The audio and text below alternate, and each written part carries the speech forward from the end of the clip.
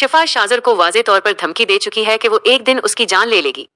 शाजर उस धमकी को सुनकर भी पीछे नहीं हटता, बल्कि अपनी मोहब्बत का ऐसा सबूत देता है जिससे शिफा भी हैरान रह जाती है। वो गिन लाकर शिफा के हाथ में थमा देता है और कहता है कि अगर वो वाकई उससे नफरत करती है तो उसे मार सकती है। शाजर का कहना होता है कि शिफा उसकी मोहब्बत है और अगर उसकी खातिर जान भी देनी पड़ी तो वो खुशी से अपनी जान कुर्बान कर देगा।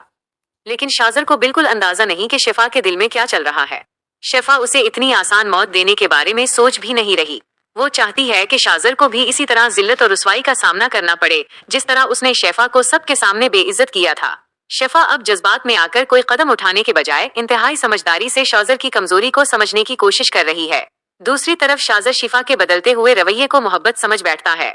उसे लगता है कि शायद शिफा के दिल में भी उसके लिए नरम गोशा पैदा हो गया है और वो आहिस्ता आहिस्ता उसे कबूल करने लगी है।